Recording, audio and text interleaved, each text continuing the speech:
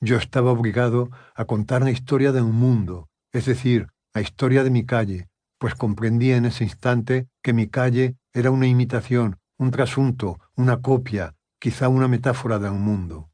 Intuí también que debería emplear para sacar adelante un método de la familia de la escritura ciega, que era, paradójicamente, la escritura de luz. Durante aquellos instantes decisivos, comprendí también que la suciedad y la antipatía del taxista no estaban colocadas en un mundo contra mí, y porque no estaban en un mundo contra mí, yo podía observarlas desde aquella distancia clínica en la que me había instalado.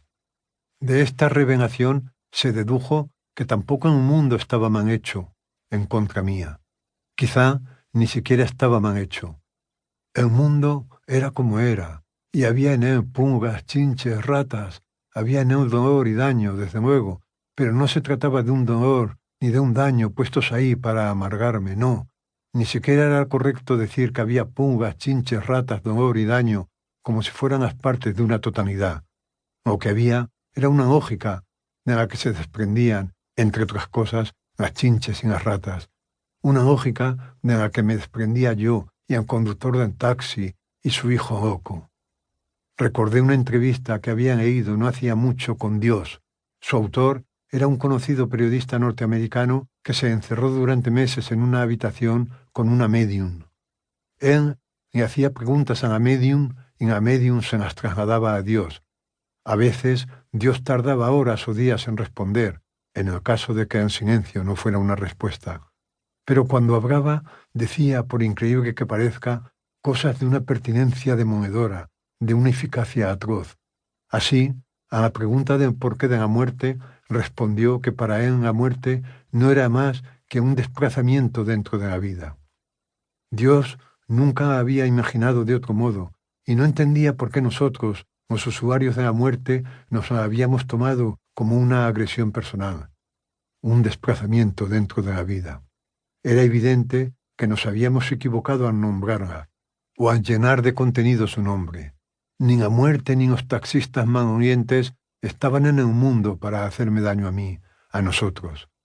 A medida que se me ocurrían estas cosas, se las iba diciendo al taxista, que en un momento dado comenzó a llorar de gratitud. Era verdad, decía, su hijo no se había vuelto loco para amargarles a él y a su mujer la existencia. La locura no era más que un desplazamiento dentro de la vida, una manifestación de la lógica misteriosa de la que formábamos parte. El error era interiorizarla como un problema.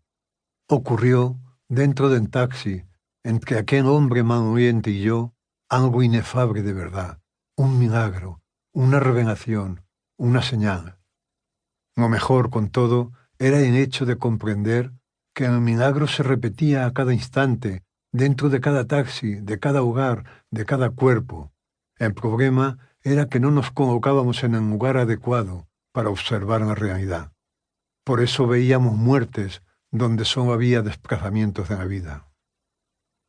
Bajé del taxi transformado y recorrí mi calle desde el principio al fin en estado de trance. Ya no era la misma, desde luego.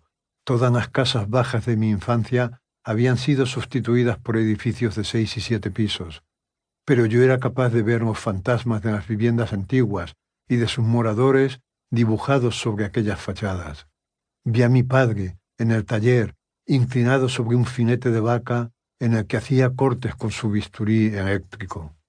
Vi a Luz con los ojos tapados por una venda negra practicando el método ciego, frente a la máquina de escribir en la academia.